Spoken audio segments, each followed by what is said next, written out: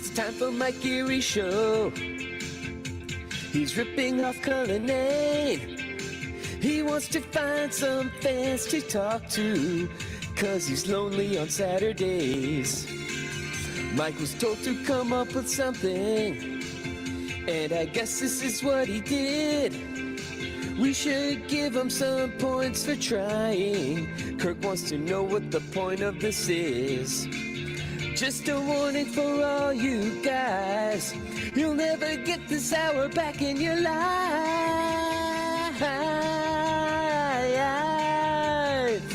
This is Mike and the Minifans. Mike is talking with you. This is Mike and the Minifans. This is Mike and the Minifans. Mike is talking with you. This is Mike and the Minifans. This is Mike and the Minifans. Mike is talking with you. Is maybe, I don't know if I should say this could be the last Mike and the Minifans ever, because things just aren't working here, or if I should just chalk it up to we've been off for a couple weeks, so we're knocking the rust off. But things not promising here. This is not a good way to start a show by saying that, but I'm just being honest with you people. Daddy may have to take the reins back on booking. Also, maybe the fact that it's Friday night, that's a little weird. But hey, we'll make do. We'll make our best. It's following up, however. I would call an all-time Kirk Minahan show, one of the great shows, and it was one of those shows where, you know, they've talked about how it's been a historic month of June, biggest numbers ever for the Kirk Minahan show. I think this is one of those episodes today where you kind of separate the men from the boys. You know, you get a lot of people on board that were listening to hear some Call Her Daddy gossip, or the K. Marco fighting, or the Ellie Schnitt stuff, or the Portnoy stuff. Today is where you get to separate the men from the boys. The people are there because it's the cool thing of the month, versus the people that are really here to stay and want to hear a man be mocked with ghost sounds over the phone. So let's bring on... Justin ruined this joke for me before the show, but let's bring on two penises. We've got Blind Mike's penis, and we've got Quantum Week Chris. Again, Blind Mike's penis. I want to say this is nothing against you, but the booking of you is unusual, because had I known we would just be looking at a picture of Blind Mike's penis, I don't know that I would have done it. And also, I don't want to kill the character of Blind Mike's penis, so I've just asked you to talk in your regular voice. What are your thoughts here, Blind Mike's penis? I mean, I don't know, Mike. If I was any other fucking character, you'd probably be seeing my face right now. But right. You just don't want to be associated revealing with yourself as a penis is. I understand that. A little embarrassing. It's not as bad as you think. Is there? That's fair. That's fair. Is there anything else we can call you as the show goes on? Just go for BMP. Is fine. Okay, BMP. All right. I guess that's what we'll settle for here. He's our second. We'll work BMP. on something else. It's funny, yeah. So we'll get into it as the show goes on. But boy, Justin had a real tough time booking the show, and I want to get to the bottom of if it's just me or if there's something more at play here. But first, we'll get into today's show. What did you guys think of it? I thought it was I'm curious your thoughts, because I don't know, maybe it's just being in studio, but that's the hardest I've laughed in a long time with that Dale Ghost stuff. I thought it was great. I watched some of the Dale stuff last night, so I was like one of the 15 people in the room. Like, okay. And so it was really hard. Like when Steve cuts it up, it's a lot more like, it's not funny, but like a lot funnier. But like to hear 40 minutes of them talking about ghosts, it's just mind splitting. And but yeah, I mean, it was hysterical. The funniest thing though was when you guys called, Dale was incredible. That was I can't believe he picked up. So lucky that he answered the phone, because 9 times out of 10, especially when you call him a stiff like Dale, they're not going to answer. They're going to see the number and ignore it. I thought so. That was obviously phenomenal. I think it was a pretty good week back, all in all. I think the funeral was very funny. It was a good bit. Yeah. It was just done really well. Matt had some great songs this week. He did a big comeback from Matt. For a week back, I think it was pretty solid. You got your ass chewed out earlier in the week, but on Wednesday. So we can get to that as well in a minute. I forget, Chris, did you listen to EEI or no? Yeah, I've been a fan since 2016, a Kirk fan since 2016. Okay. I've been listening to Dale Arnold since '95, I guess. Since the geez. A-Team. Andelman and Arnold, and so he's been torturing me for 25 years. BMP, how about yourself? Are you a new Minifan or an old Minifan? Yeah, I'm new. I was a stoolie. Well, I wouldn't say Okay. stoolie. Like, I started fucking hating the site. Like, it's just a shell of itself now. But we'll get to that as well. But yeah. Yeah, like as soon How'd as you find the show?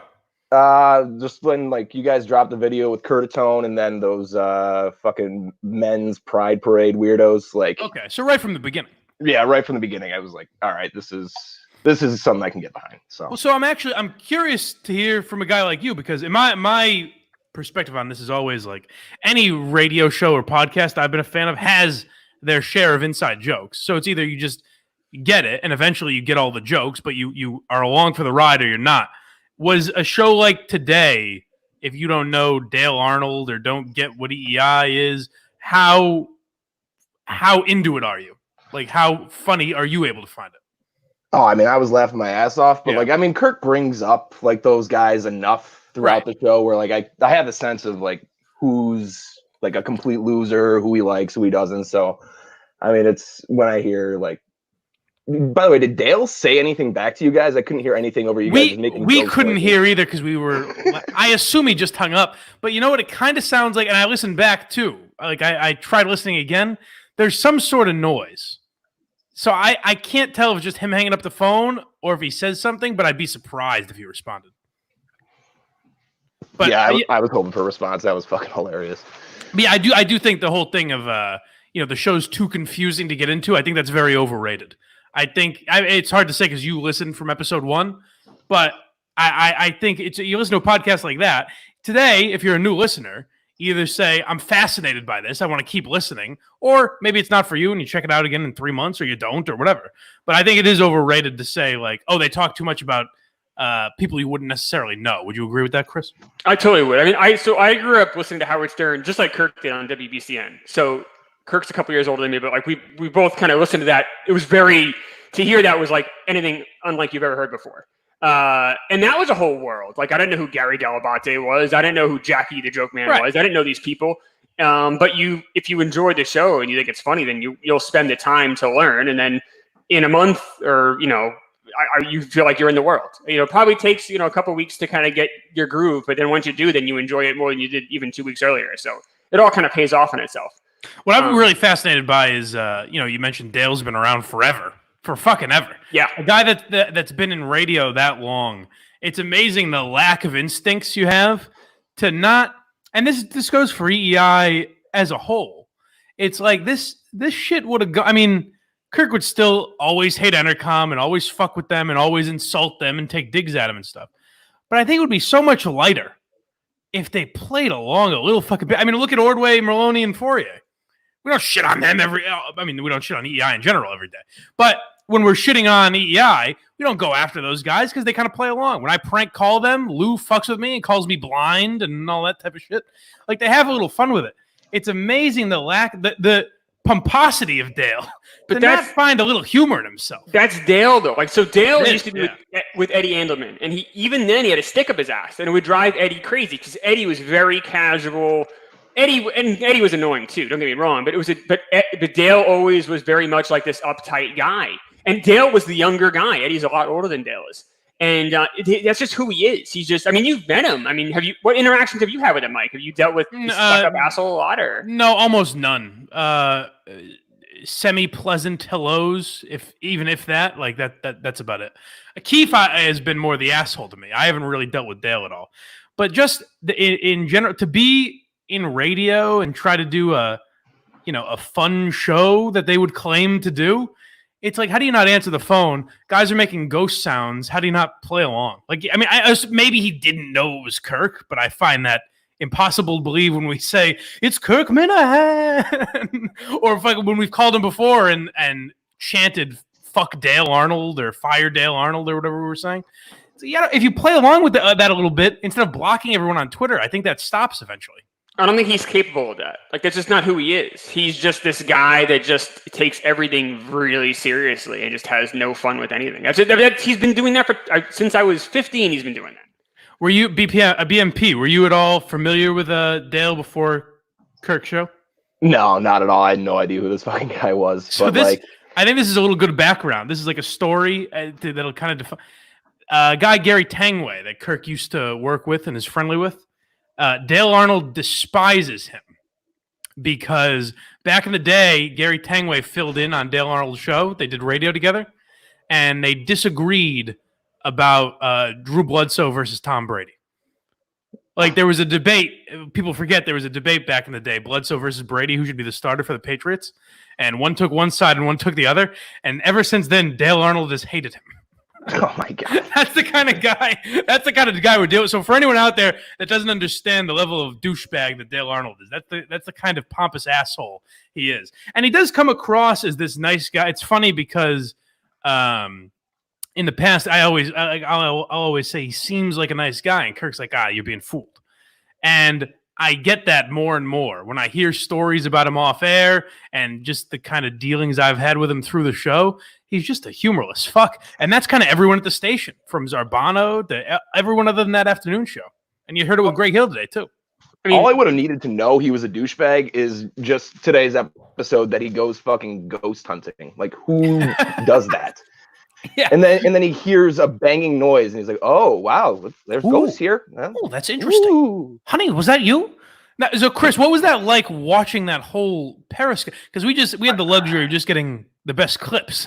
It was awful. Like I would kind of pop in for 5 minutes. I'd type a couple of nasty remarks and I'd leave and go back. Like it was, but you couldn't stay the whole. It was the most. And that other guy, Fryer, he's very inauthentic. Like he's acting really. Yeah.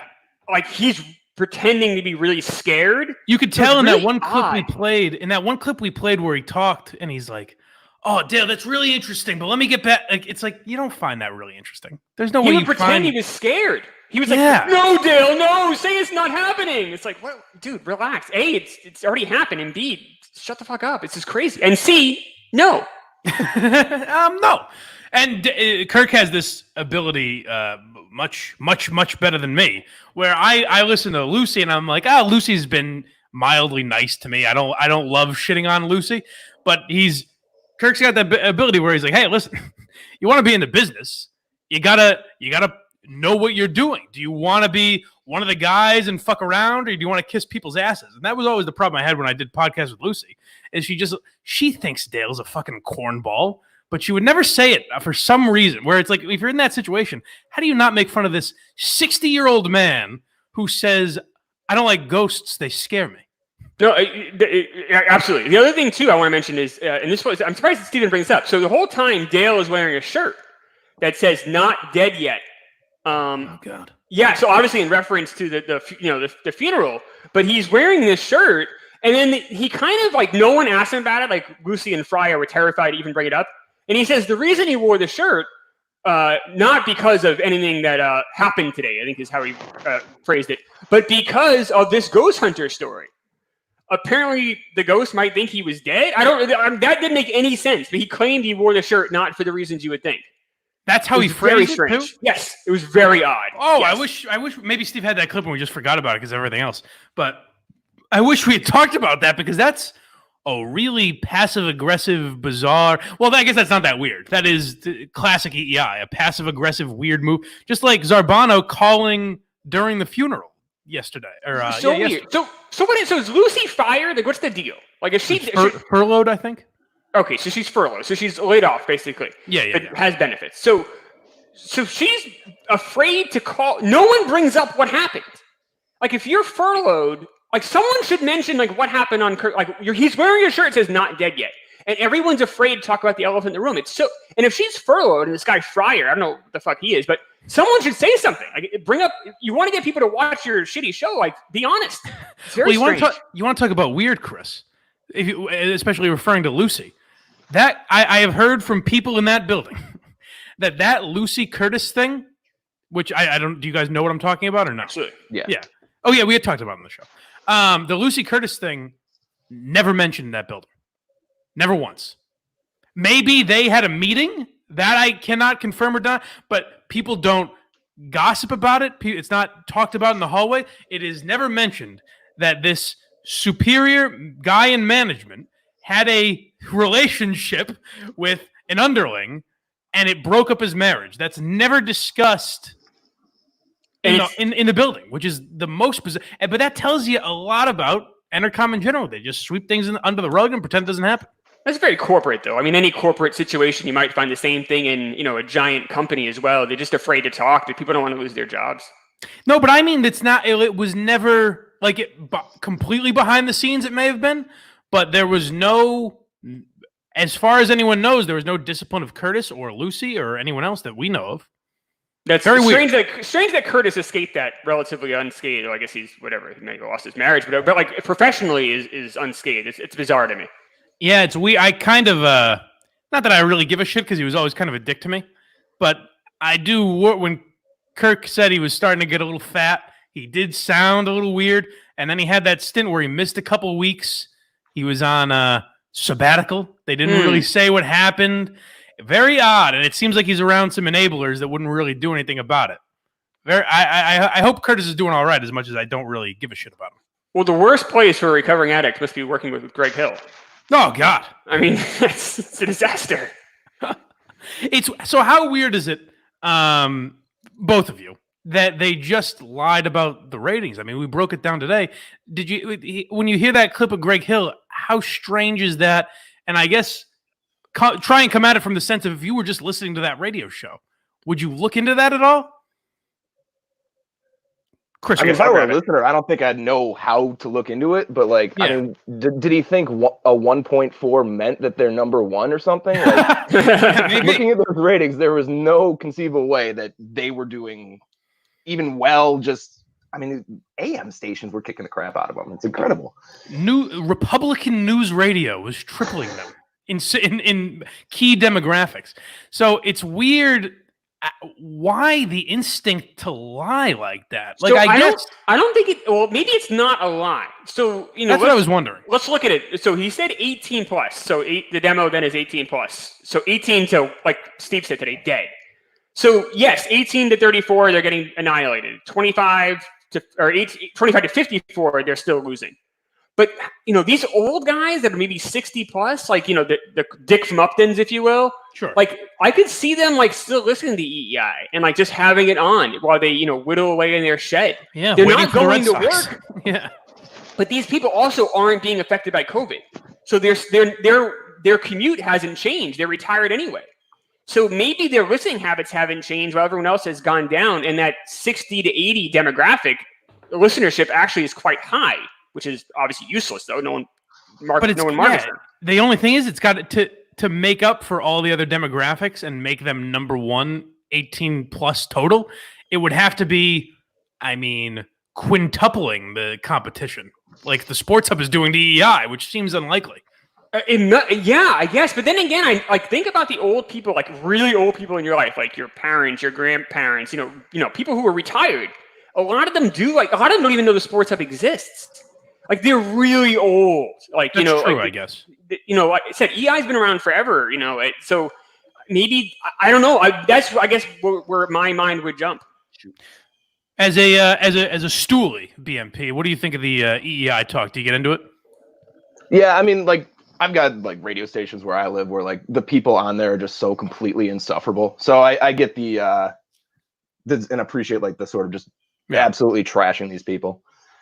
Yeah, the reason I think it's kind of universal when we talk about EEI is because there is, and I hear this a lot from people, especially when we were doing like the bad radio segments, the people that would reach out. Every market, radio is dying in general. There is no, as much as like Kirk was pushed out of Entercom and shouldn't have been, he was the last of a dying breed. Like he shouldn't have been in radio as long as he was. When you look around and say, there's no one like that. There's no one remotely edgy, remotely pushing the envelope. Even as far as you look at the big names, who are the big names in radio? Ryan Seacrest, Francesa. Other than like Charlemagne is a talented guy, I guess. But even I wouldn't consider him like controversial, really. There's no one that doesn't exist anymore in radio. It's all podcasting. Yeah, that's what happened. Back in the 90s, or early 2000s, you had Opie and Anthony, you had Howard, you had even like Bubba the Love Sponge. Not for me, but he's an edgier version. Or there were a million guys like that. Whether their shows were good or not, there were a ton of guys like that. Now that doesn't happen. Everything changed when, not to get too nerdy radio stuff, but when they came to that agreement when you could basically own multiple radio stations in the same market. Right. And then everything got super corporate. And so was that 96, 97?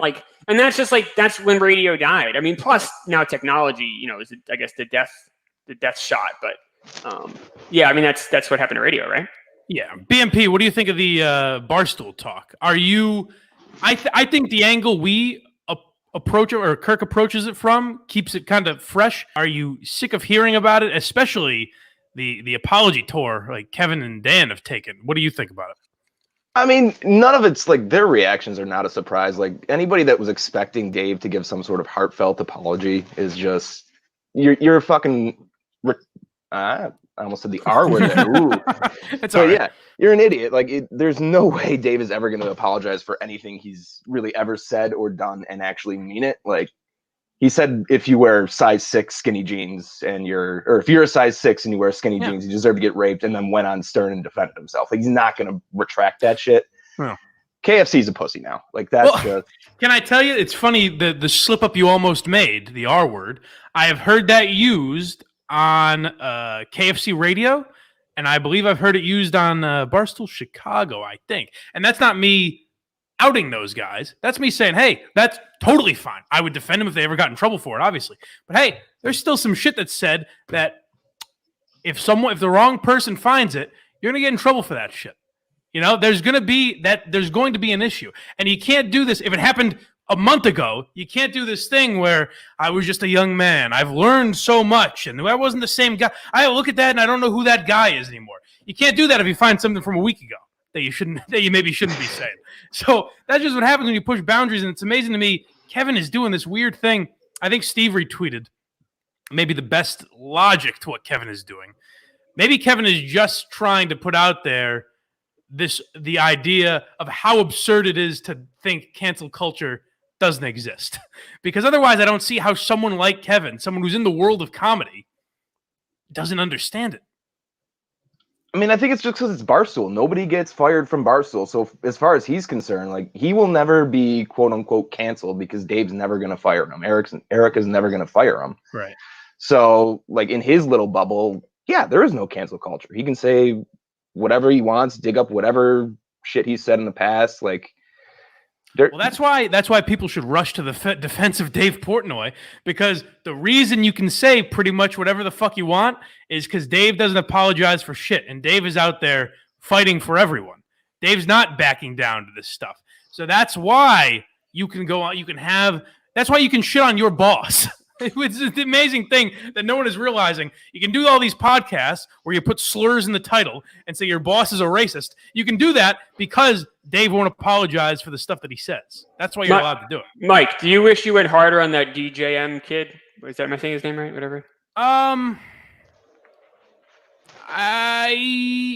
No, because he's not. I do and I don't. Yeah, I disagree with him probably more passionately than I let on, I guess. But it's also, he's not. He himself says over and over again, I'm not an on-air guy. I'm fucking this up. I'm not phrasing this right. I'm not saying this is coming out wrong, which is why I got into trouble the other day because I didn't push him. And that is the more I thought about it, I kind of laughed at it when Kirk brought it up. But the more I thought about it, I was wrong in that instance. Bad instincts by me, because in the moment I said to myself, well, that doesn't sound like Kirk. So even if I don't think it's the end of the world, I should say, really? Are you sure? Kirk apologized? That's odd. Even though I kind of knew what he was trying to get at, but you can't let people on and just say whatever the fuck they want and they go, I didn't exactly mean that. So that was totally wrong by me. But I don't know if he's the guy to go in, and that's just not me in general, really. I'm not going to fucking scream at him even though I disagree. I think he did an okay job, and he presented some arguments. I was like, okay, I never thought of it that way. But did you guys listen to that and think I should have gone harder on him? I do. Yes, so you should have gone harder on him for sure, I think. The other thing, too, is I actually have heard you kind of get angry with guests, especially when it's this topic. Because this is this is your thing. He's like, anti-cancel culture, anti-censorship, which I'm right there with you. Yeah. So a lot of times, they'll have a couple of times you've jumped in, even when Kirk was having someone on, and you're like yelling about as much as you yell. And this, so, yeah. I felt was very Barbara Walters. You know, like if you were a tree, really? what kind of tree would you be? It was much more. It was much gentler than I expected, and I think he is not. He is well spoken. So this idea that he's not, I think he's using that as like a shield, a crush, it's maybe. Kind of bullshit. Like that's he not qualified everything that he said during that interview, and to the point where like by the time he bit, finished saying what he was going to say, like I mean, if I were you interviewing him, I would have just been lost, like because every answer started with, well, I'm not very well spoken and I'm not confident. And yeah, and that was the kind of frustrating thing and why I didn't call him out on everything as much as I should have. But yeah, I think you're right. I did fuck that up. But you know what? The reason that might have been is because he came to me like, hey, I disagree with you on these things, but I see your point on this, this, and this. So he didn't come at me in a confrontational way. I think if he was someone like, I'm trying to think of an example. If we had someone like Trenny on, who wouldn't want to be on, then I think it would get more confrontational with me and her. But it was, I don't know, sort of a friendlier conversation. Also, I don't know if it would have done a lot of good for me if I had him on and fucking screamed at him. You know, I don't know how, but maybe it would have been. Maybe I do think I fucked that up a little bit, and maybe if I redid it, I would probably do it somewhat differently. Yeah, I mean, like so little things. Like I guess you brought up like his text. And you're like, hey, I'm not a big fan of bringing up old text, but you did say these things. And he's like, well, I said it when I was 13. It's like, well, maybe you said one of them when you were 13, but there's like old texts that were brought up that were like a couple years ago. So unless you're 15, you're full of shit. So I guess I was just kind of surprised he didn't hold his feet to the fire. But then again, I guess I was just a little surprised in that, I guess. I can understand that. Yeah, Kirk brought up. I didn't bring up the Jamel Hill stuff was a mistake, but right? Yeah, it was not great, and I thought it would be an interesting conversation. I do think it was a kind of interesting conversation. I don't think we were ever going to get to a point where he saw what I was saying because it got to the point where we were kind of repeating each other's. I was repeating my thoughts, he was repeating his, and I was never going to get him to see that. Hey, yes, you were 13, whatever. These are things you've said. It doesn't matter how old you are. That someday we could live in a world where that gets you in trouble. And the guy you should be supporting because he fights for you to be able to say what you want is Dave Portnoy. And then he would kind of go back to, oh yeah, no, I say fuck cancel culture. And I'm like, it was frustrating for me, and I'm not talented enough to meander around that, I guess.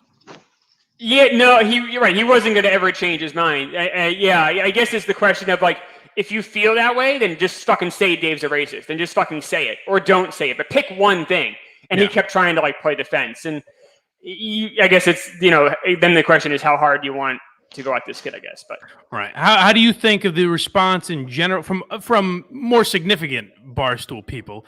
Well, I guess I'll specifically go with Tyler today. We talked about that a lot. What did you think about that, BMP? I mean, if the guy doesn't want to, if he needs time, if he's questioning and, everything that's come out, even though like what came out, Dave rapping like an idiot and some pretty fucked up, like rundown, joke. But I mean, beyond that, like if he needs to take time. But my more thing is like Brandon Newman, like saying he's going to be an agent of change at Barstool. And it's like, he just seems like a guy is trying to make it more about himself than actually whatever cause he's actually fighting for. I don't think that's the case. He would probably say hell no and yell at me or chew me off, and Willie would tell me to suck a dick. But it just sort of seems like he's so into this, I need to be an agent of change at Barstool. And it's like, Barstool is so much changed already and you're here. So what do you...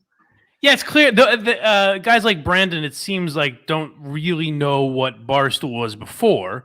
They just saw a good opportunity, and I don't begrudge him for that at all. He saw a good opportunity. He said, hey, I can get a job here. That's great. But he doesn't. I don't think he knew the history of Barstool necessarily and what it was before he got there so much. Yeah, and I think Willie even said, like, the only reason that Brandon's there is, like, he knew him from some other area and just brought him in. So, like, that makes sense if he doesn't really get the world, but... It doesn't. You are working there, so at some point you should kind of realize, oh, okay, this is what this place is about. But you kind of referenced it when we started the show. But as like I don't know how long you were following Barstool before you found Kirk, but as a guy who was considered himself a stoolie, what do you think of in general from K. Marco to Ellie Schnitt to this whole thing? What do you think of the last month being a stoolie?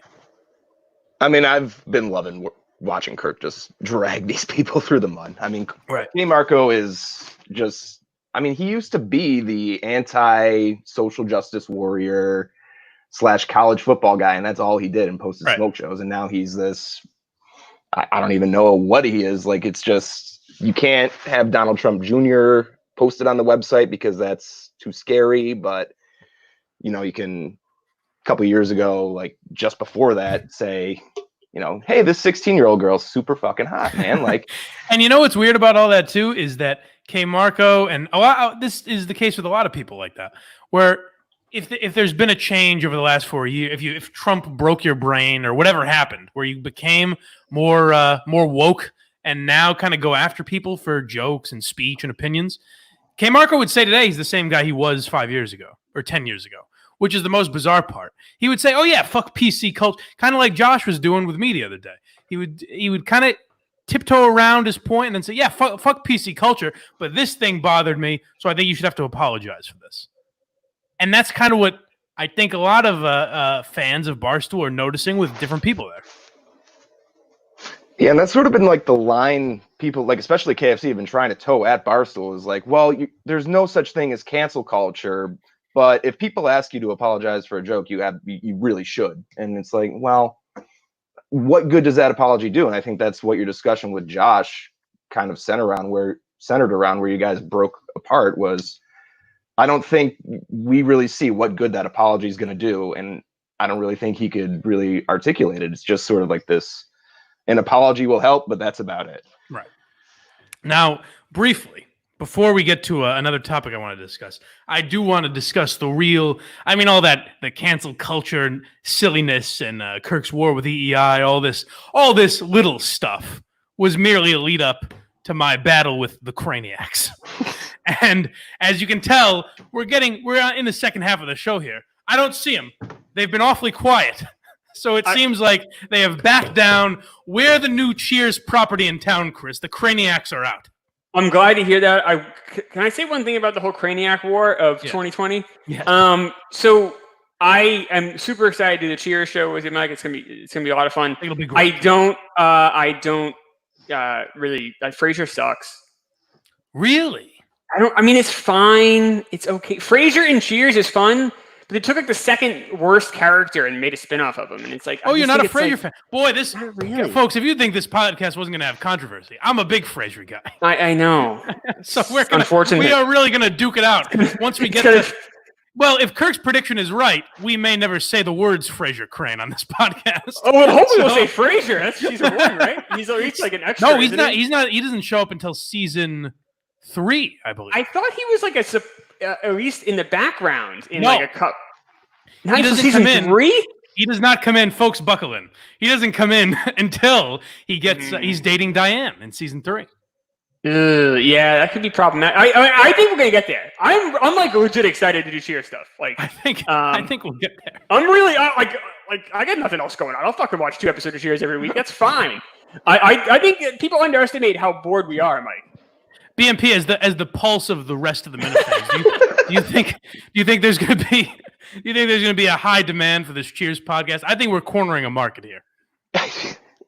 Sure, Mike. Well, I'll let you live that dream. I don't know what you're going to get, but yeah. No, sure. They may have boxed me into saying that I don't think there's a big audience for it. What I meant was, I think right now that audience hasn't been capitalized on, and me and Chris are going to swoop in and steal these people that have been saying for years, man, I love Cheers, but you never see it on reruns. No one's talking about it. Where's the Cheers conversation? Blind Mike, I think this might be a $4-5 podcast right here. This is. Oh, you're thinking subscription service? Oh yeah. Okay, I like that idea. Now we're talking. I agree. Turkey. I like it. BMP is producing this thing. BMP, how old are you? 28. Have you ever seen an episode of Cheers? I have seen reruns, but like as a kid, so I never hooked me. I like obviously didn't get the jokes of like, a bunch of guys sitting around a bar. So. It's funny. The reason it hooked me is because someone our age. I'm 28 also. Someone our age. Well, of course you are. I'm your penis. But okay. Well, yes, we are the same. We're the same age, of course. But that's the reason I watch it. Is like I've been getting into old. I've also watched some episodes of Taxi lately. I've been getting into. I've been getting into watching older shows because I'm kind of curious to see the differences in like what was allowed back then and what wasn't. And it is kind of funny to see like the language that isn't allowed then but is allowed now versus the jokes they were allowed to make then that would not even be close to allowed now. Like Curse, we'll get into an episode of Cheers about how they tackle the issue of homosexuality, which was actually very, very progressive. I think we'll get to that on the program at some point. Maybe we can bring Matt on for that one. Yes. But so Taxi though is a great example though of like a weird thing. So like Andy Kaufman hated doing Taxi because he felt really boxed in. He felt he was really like restricted and things he couldn't say. So imagine if Andy Kaufman was on a sitcom now, like he'd just be like, "What the fuck is this?" Now I hate to shine the grim reality on why the Craniacs are not on this podcast, but I think it leads to why I'm going to bring Justin on in a second. They reached out to me and said, "Hey, thanks so much. Hey, thanks so much for the tweets and everything." And I said, "Hey, no problem." And I was only going to have him on for like 5 minutes at the end because I thought it could be funny. I said, "Hey, no problem. If you want to come on my show tonight, you're more reach out to I tagged intern Justin." And they were like, "Yeah, we're actually recording, but maybe some other time." So the Craniacs fucking big timed us. Yeah, so why? I mean, I don't know if you're going to bring Justin in, but like, why aren't you booking the show? I don't understand. It doesn't make any sense. No offense. I mean, it's great to look at a picture of a penis while I'm doing this show with you. I do like Blind Mike's penis, of course. Yes. He seems like a very nice guy. But like, what's going on? So it came up for some reason. Menders was shitting on Justin, saying I needed a producer and everything. Right. And I said, "Hey, Justin, if you feel free, like you can always tell me like any ideas you have for the show, whatever."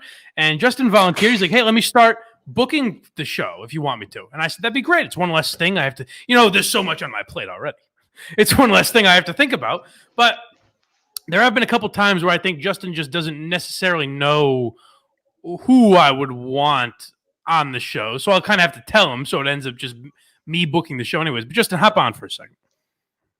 Can I defend Justin real quick before? Of course. So Justin does a good job. I'm not shitting on him. No, it's not that. It's that it's going to be a lot harder for people, or people are going to be less likely to say no to you than they are going to be to Justin. That's possible. That is possible. I will say, I don't think it's any coincidence that this week started with Mike and the Minifans having a little riff, and then the Minifans kind of saying no to Mike to come on. Interesting theory, Justin, and believe me, that crossed my mind. That did cross my mind. I think this is maybe some sort of a rebellion. Now, Justin, I'd like you to go through not only the list of names, but the reasons. The reasons. I have this all. For the rejections for this week. Okie dokie. So I started off with Ned Snark. I thought Ned Snark would be good. This is the one that probably hurts me the most. He said, "I can't. I have plans with John from Scranton and Blind Advocate." So I said, "Oh, okay. Well, that is really. He's doing a show with a parody account of me. That's more important to him. Well, an advocate of yours. An advocate of mine, yes. Now tell me if you think these names are worthy, because I know you said like, hey, make sure to have someone on whom I would have some chemistry with. So I don't know if you saw, but I tweeted out to MHB. I said, hey, you're more than welcomed. I think people need the trash talk perspective on this, so I think MHB would be a great person to reflect on WEI. Good to get the boys back together, yeah. He liked the tweet. He never responded. I DM'd him. I'll say that. Here's a little note. Oh, you did DM him. I did DM him. I was going to say, maybe he didn't think you were being serious. A little personal touch goes a long way. I was being very serious. Okay. I DM'd Dave Cullinane. I said, hey, maybe you can jump in. He said, appreciate the offer, but I'm good. Not up to speed with the show stuff lately. Interesting choice. I do like Cullinane. That would have an outside the box choice, I guess. Not bad. Matthew Carano. He was called the MVP of this week. Okay, that's fair. That's he said, good. Hey, Justin, got something else going on tonight. What the hell's he got? Chris, you must know. What the hell's he got going on? Busy plans. I don't buy it. I'm starting to. Even by Chris's answer, I don't think he's got anything going on. I mean, I think he's like, all right, well, Chris, he knew I was going to be on. I think I already had been booked, so I think he's like, all right, well, I'm not gonna, Yeah, that's fair. I don't know if I would have wanted both of them. That makes sense. I reached out to Lauren Lynn, and this was a twofer. She said, hurt. "I'm sorry, I am recording with DEC at that time." Not really. So, well, DEC doesn't like this program. So I said, so okay. I understand that, but Lauren, why doesn't DEC like the show? Oh, he's never liked me. I don't know what it's. You don't think he likes you in the show? No. I think DEC basically thinks, and he's not totally incorrect, thinks that I ripped him off. So I don't think he loves the show. But I love DEC. I will say, I think I mentioned this when I was on the Minifan show. I meant to bring this up to you, Chris. I met you were at Milton's. Yes. The store for men in Miltons.com, and we were at the one in Chestnut Hill. Right. Check that out. But I met your lovely wife or girlfriend, I forget. Wife. Your lovely wife. Very nice lady. But I will mention that it really hurt my feelings when you said, "Hey, this is Mike. Mike, this is my wife." I said, "Hi, nice to meet you." And she says, "Oh, that's how you really talk?" Just in a disgusted voice. And I was like, you live with fucking Fozzie Bear here. You're going to shit on voices? Like, what are we doing? That's the whole point. The very first thing you said about me was you made fun of my voice. She was getting payback. I didn't realize that. Oh, she was. This is deep. That was brilliant payback because this has sat with me for weeks. That's exactly what that she really does. hurt. Wow, job well done. Yes. I married her for a reason. She's no slouch. That is a tiger mom. I respect that. Yeah, absolutely. Well, she really fucked with my head for a long time, and I didn't realize. Justin, were there any other rejections on this list? Yes. God! I thought I texted Steve from Providence. Actually texted Steve Robinson. He said, "I am busy tonight. Cannot do tonight." And I said, "Oh, this is awkward." I meant to text Steve from Providence. Not only did you actually accidentally invite Steve, he rejected us before he could even say, "Whoops, wrong number." And then Steve from Providence said he's doing something with his kid tonight, so he cannot. Kevin from Bristol said, "Keep him in mind for future shows." Oh God! Now that I'll tell you what, that one really hurts because by that excuse, you can tell he's got nothing to do. Matt from Providence, the old co-host, said he was busy tonight. He cannot do it tonight. Do you want me to keep going, Mike? I mean, I did reach out to these people. I'm enjoying this. Please keep going. Oh my, yeah, keep going. If there's more, I guess we'll hear the whole list. I sent it to a group with T.J. Hubbard, now J.J. we're going to Clarkley, groups. R.A. Hey, Minahan, will anyone listen to me? Tim and Canton. I said, "Hey, would anyone like to come on Mike and the Minifans?" I got a response from one person in that group. That person is Quantum Week Chris, who said, "I will be on tonight." Oh, well, thank you. I was trying to entice them. I was also in this group, and my enticement got no response. Like, they ignored it. This really hurts. But I will say, I also asked Nick, intern Nick, if he wanted to come on. I was really Don't tell me intern Nick said no. He said he wouldn't be home. So. Oh my God. But he said he would love to do it in the future, but on such short notice, I think it's the second time intern Nick has rejected me, as a matter of fact. What happened with Will? I saw Will popped in real quick and then vanished. Yeah, what happened there? And then I asked Will, because I was like, "Let's go, Will." So Will is actually in. He's here? He is here. Hold on. He popped in for 2 seconds at one point because he said his cat stepped on his keyboard. Okay, well, give it a minute. Hold on, Will. Thank you for joining us. I guess I shouldn't be shitting on anyone. Beggars can't be choosers here. But holy shit, do you guys think this is a response? Sorry. No, Justin, you did your job. Do you think this is a response to what happened this week? No. No, you don't think so? I do. Okay. I respect that, Justin. I think it's on a Friday, and and then the other thing is I think people are going to tell Justin no instead of saying no to you. I think you're right. I think Daddy may have to take the reins back. I'm sorry, Justin. I don't blame you. I'll tell you. I think, Justin, here's what we do. We give it one more shot with you. Okay. I think maybe the old names are getting a little. They're sick of me, or they're a little pompous. They're all doing. Listen, Lauren Lynn's too busy. Lauren Lynn's recording her own show. Oh, I'm sorry. Ned Snark is on with John from Scranton. Those guys are too big for me now. I think maybe everyone's gotten a little too big for their britches. Don't forget where you started, folks. No one would know your name. Now I'm just taking over Kirk Minahan's mind. No one would know your fucking name, John from Scranton, if it wasn't for this show. Fuck the Mincel Intel. But I think maybe these guys have gotten a little too big for their britches, and I understand that. I think that's the goal of Mike and the Minifans, is maybe they go and flap their wings on the YouTube channel on their own shows. Maybe it's time for some new blood. What do you say, Justin? Yeah. I mean, I think it would be great if you had like another regular, kind of like back in the heydays, the Yes. good old days, with the Matt from Providence was always joining you. I agree. When you think get some new blood in here. Yeah. So I think that's the goal for next week. Let's try and see if we can get some young bucks in here. The Blind Mike's penises of the world, you know? Sounds like a plan. Justin, one last thing I wanted to ask you. Of course. This was brought up on the show this week. Mm-hmm. Why do you lie to me about the calls on Go for Geary? So I don't lie to you about that. It's like, imagine there's one doorway. Imagine, if you will. Imagine there's one doorway and all these calls are trying to get through. And it will show up as like just missed call, but I'm not able to answer the call. Can I say the doorway analogy breaks down when you bring it back to calls? You should have said, imagine there's a doorway and all these people are trying to get Yeah, through. all these people are trying to get in. There we go. And, some people just choose a different door, but that door just goes to the missed call lane.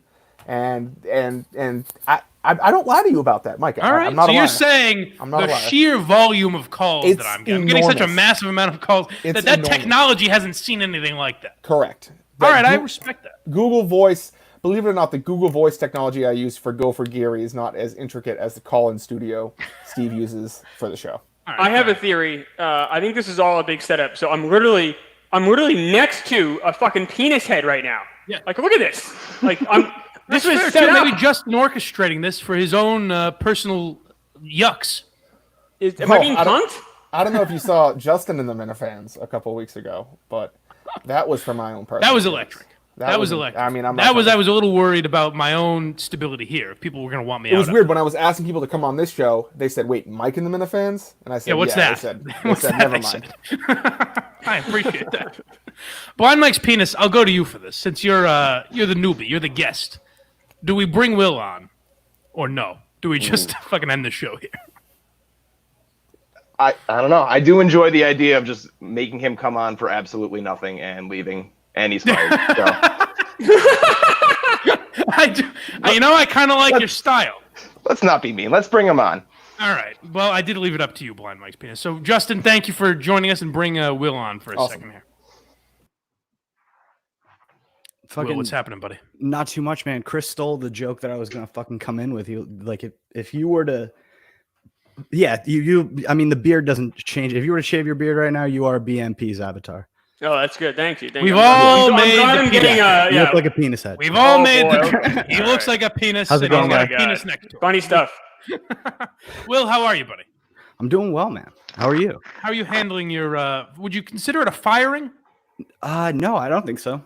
All right, because I have gotten this question a lot. Was Will fired? I'm amazed at the people that care about you. How has that been? I was amazed at the people that cared about me too, to be honest, because I thought that I was a fat lesbian. But You still are. Yeah, I No, still you am a were. fat lesbian. I still am a fat lesbian. But no, I heard what Kirk said during one of the shows. I think it might have been the first or second one that you guys did on break.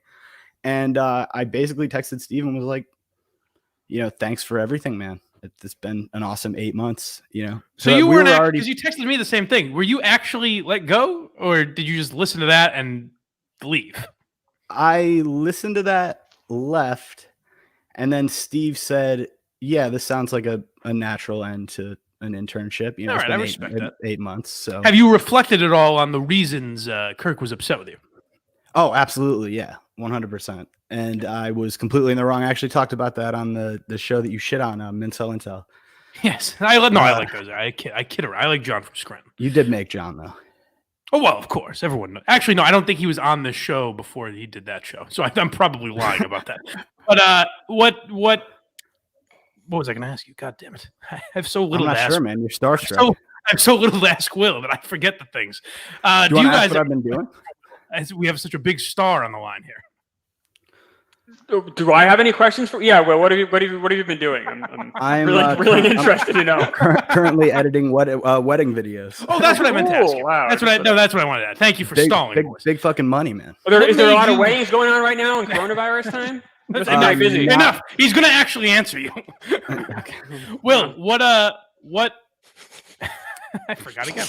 What made you talk about Kirk's salary? What made you think that was? What made you think you had any knowledge of that? I don't think that I talked necessarily about his salary. I think I said that he had a nice salary, and it was something that Ned Snark had asked. He had brought me in because I was producing the Minifan mashup. You know, the Menners. By the way, that was going to be my excuse if I didn't come on. I was recording with Menners, but that would have really hurt me. It would have been horrible. But basically, Ned Snark asked me a question. I answered it when I shouldn't have. You know, that was, I guess, the morale. So Will, I have something to add here. So am I to blame at all for this? So right before this happened, Will and I were in that chat, and we were talking for about 25 minutes. I was very pro subscription service, and Will was against it. And we were having like a pretty, it was a nice discussion, but we definitely, and then immediately after that you went on. I was like, oh shit, did I like stir something going? Like, no, I don't think so. I think that Kirk just didn't want me, or I mean, if I really don't know shit about it. All I've heard him say is that he has a nice salary. So that's kind of what I regurgitated. And in my defense, I guess, of not wanting to go subscription service right now, I've just seen the growth in the past 8 months. Of the show, just the amount of fucking activity on social, and you know, I don't know. I've made a fuck up there for sure. You think it would keep growing? People have said that if the longer you stay at Barstool, the more you'll grow. I don't think you guys have plateaued at all. No, certainly not. I mean, definitely not according to June's numbers. But Will, thank you for coming on, buddy. I appreciate it. That's pretty much. Unless you have anything to add. No, man, I love you, and thank you for thank you for being one of my internship supervisors. You're on my resume. And I love you, buddy. I'll tell you, talking to intern Alistair Black is there's not as much utter confusion and chaos when I talk to him. He usually just says thanks, and that's the last I hear from him. So I do miss you in a way. Okay, cool. Mike, are you gonna write? I miss you too. Are you gonna write a letter of recommendation for future employment somewhere else? Absolutely. I would not, of the two of me and Steve, I would not be the one he should ask, but I absolutely will if he wants me to. That'd be funny if I went to Mike for that instead of Steve. Well, that was the idea.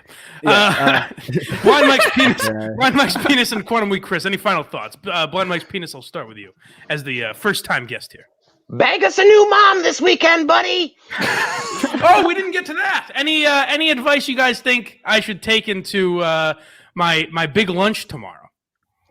And do we think the Minifans will crash it? I don't think you gave too much information, man. You think I did? I don't think they're gonna crash it. A pizza place on the South Shore. How many people do you think are gonna be driving around? Just I wonder if that. I'll give you another breadcrumb, Minifans. I wonder if that's true. I wonder if that's true, only because I told Alba, I came home, and I said, Alba, I gave the Minifans a little nugget. I told him it was a pizza place. I told him it was South Shore. And she said, okay. So I wonder if she's fucking with me. We'll be in a Chinese restaurant in Peabody or something. I wonder if I'm being fucked. I have a question about that. Has Steve gotten you those glasses yet? The spy glasses? He is not. Are you just gonna go like backstage of MGM and just? I mean, hypothetically, if we were backstage at MGM and you if had that ever happened, yes. Yeah, if that ever happened, if you have to voice record something. So the thing is, are you gonna go that route? I'd like to record myself because I think I'll be awkward, but I don't want my first meeting with my potential future in-laws to be me secretly recording them for a massive podcast. Not even for content. I mean, I'll do it if they tell me to do it. I'll do it. But especially after this fucking how's your internship with? I mean, how's your internship? How's your very normal relationship with Latino Kirk? Is that still? Yeah, it's still buzzing. He's also on my resume. That's cool, and that's really normal. Reference. That's really awesome that you guys are friends. Man, he takes me on free vacations. You know, with the perfectly normal. You know, free vacations. Yeah, they're free. They're absolutely 100% free. No favors required. I will say, I just want to jump in real quick. And yes. Latino Kirk is weirdly obsessed with anal sex. Very weirdly. I'm glad you jumped in with that. What do you mean? Thanks, Justin. If you watch every single video he's been on these past couple weeks, it's very, very strange. He's having anal sex in the videos? I have not seen that yet. No, he was talking about, I don't know if you saw in the Minifan mashup, he was talking about how just once you get the head in the butt, everything else is smooth. And he kept saying this. He does use phrases like okay. That.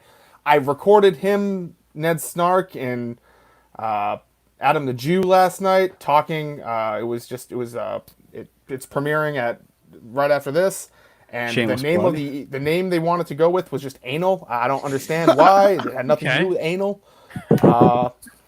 Will comment? I will say, okay, I'll share one quick little story from Panora. Oh, please so do. We had a little balcony right outside, and there was a golf driving range, and Sounds I go out lovely. to I wish smoke you a could've been. cigarette. Go to smoke a cigarette as I'm going to right now. And I walk inside, and Latino Kirk is sitting there in just a boxer briefs, and just one of his left testicle is hanging out. And I walk in, and I'm like, Jesus fucking Christ, man! Like, Now you're in a safe said, place "Whoa." here. sheets He said, completely "Whoa, what's off. that? What's that doing there?" What the fuck is your? And he said, testicle? "Hey." Gesture, or I think it's Also, poison of his mouth. huge nuts. By the way, huge nuts on that guy. Oh You know, my God. I really wish I went my entire life without knowing that. I really wish you did not give me that little tidbit of information. Mike, is this the worst Mike and the Minifans ever? Justin, you've produced all of them. Your thoughts? No, the one where you took calls was terrible. Is this second worst? Yeah. Come on. Let's go No. for it, boys. Come on. No, Alright. the first do one it. wasn't great. No, this one wasn't terrible. It was just lack of guests, and I mean that's on me. Yeah, it this was one your- wasn't I was- terrible. We had some it was your fun by the 14th end. We fucking loosened choice. up. We did. The telling you, Latino Kirk, you know, It's because of the divide testicle between Mike and the disturbing. Minifans. That's the problem. I imagine I a lot don't of think people that didn't get I disagree. Will with interrupted Justin. me again. I'm sorry. Just I'm like sorry, old Mike. time. I'm sorry, Just Mike. like that I'm sorry, Mike. drive to fucking MGM. Just interrupted me. You know I'm a talker, Mike. I'm sorry. Yes, I hope Warden of the North has that Latino Kirk story because I'm sure many people didn't make it all the way to that. So I hope everyone knows that Latino Kirk, giant nuts. Have that image in your head now. Thank you, Will. Taffy right at me. Thank you, Will, for all you've added here. Blind Mike's penis. Anything to add? I know it was a little difficult because you are in fact a penis and you're behind a screen here, so it's difficult for you to jump in. But anything you'd like to add? I'm good. All right. Will we ever get you back when we're scraping the bottom of the barrel? Will you ever come on again? Yeah. Let's do another shit show again like this, and yeah. I think you guys are selling yourself short. It was all right. Chris, your thoughts? Final thoughts? Yeah, I do have a final thought. So I thought of a wildly exciting aspect of our Cheers show. Yes. Feel free to do this as well. I'm going to rate each show from 1 to 100, and then I'm going to keep a spreadsheet, and then we can see which ones are in our top 5 or top 10 or bottom 10 as we go along. Chris, I like that a lot. I like that a hell of a lot. Is there a place to stream Cheers, or is it just you? There is actually. Their Hulu, first right? season is free on Amazon Prime, and the entire series is on Hulu. Yes, used to be on Netflix, but not anymore. Fucking hate right. Cheers. Nice to really fizzle out at the end here, as if we weren't doing that the whole time. Boys, thank you for coming on. And in the theme of Cheers, Justin, get us out of here.